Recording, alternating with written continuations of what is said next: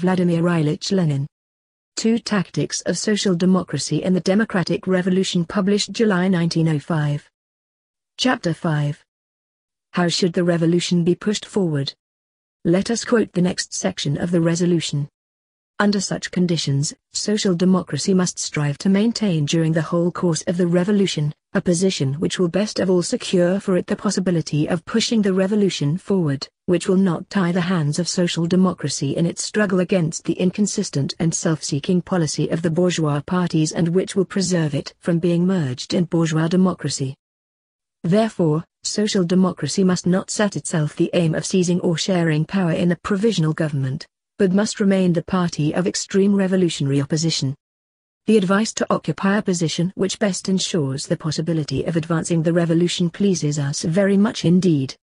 We would only desire that this piece of good advice should be accompanied by a direct indication as to how social democracy should further advance the revolution right now, in the present political situation, in a period of rumors, conjectures, and talk and schemes about the convocation of the people's representatives.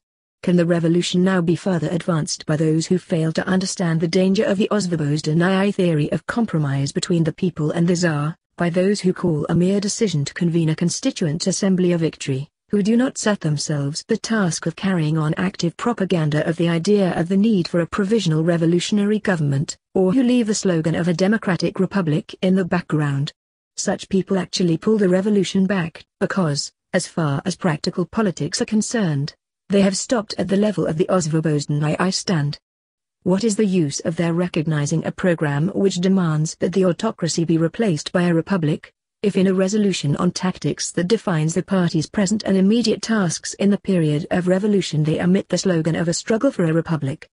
It is the osvobozhenaya position, the position of the constitutionalist bourgeoisie, that is now actually characterized by the fact that a decision to convene a popular constituent assembly is considered a decisive victory, while a prudent silence is maintained on the subject of a provisional revolutionary government and a republic.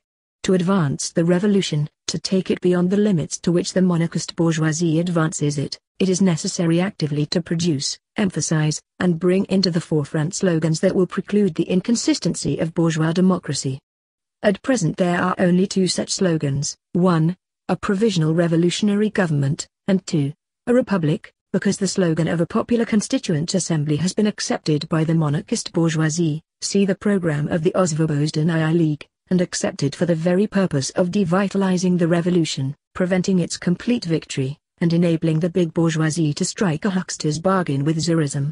And now we see that of the two slogans, which alone are capable of advancing the revolution, the conference completely forgot the slogan of a republic, and plainly put the slogan of a provisional revolutionary government on a par with the osvobozhenaya slogan of a popular constituent assembly, calling both the one and the other a decisive victory of the revolution.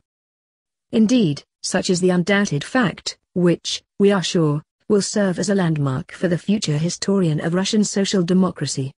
The Conference of Social Democrats held in May 1905 passed a resolution which contains fine words about the necessity of advancing the democratic revolution, but in fact pulls it back and goes no farther than the democratic slogans of the monarchist bourgeoisie. The newscar group likes to accuse us of ignoring the danger of the proletariat becoming dissolved in bourgeois democracy. We should like to see the person who would undertake to prove this charge on the basis of the text of the resolutions passed by the Third Congress of the Russian Social Democratic Labour Party.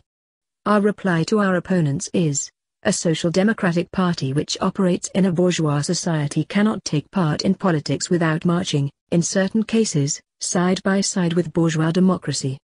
The difference between us in this respect is that we march side by side with the revolutionary and republican bourgeoisie, without merging with it, whereas you march side by side with the liberal and the monarchist bourgeoisie, without merging with it either. That is how matters stand. The tactical slogans you have formulated in the name of the conference coincide with the slogans of the Constitutional Democratic Party, that is, the party of the monarchist bourgeoisie. Moreover, you have not even noticed or realized this coincidence, thus actually following in the wake of the osvobozhenaya fraternity.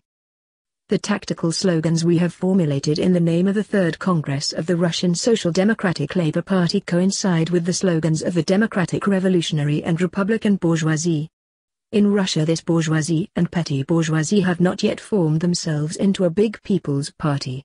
One, but only one who is utterly ignorant of what is now taking place in Russia can doubt that elements of such a party exist. We intend to guide, if the great Russian Revolution makes progress, not only the proletariat, organized by the Social Democratic Party, but also this petty bourgeoisie, which is capable of marching side by side with us. Through its resolution the conference unconsciously descends to the level of the liberal and monarchist bourgeoisie. The party congress in its resolution consciously raises to its own level those elements of the revolutionary democracy that are capable of waging a struggle and not of acting as brokers. Such elements are mostly to be found among the peasants. In classifying the big social groups according to their political tendencies we can, without danger of serious error, identify revolutionary and republican democracy with the mass of the peasants, of course, in the same sense and with the same reservations and implied conditions as we can identify the working class with social democracy.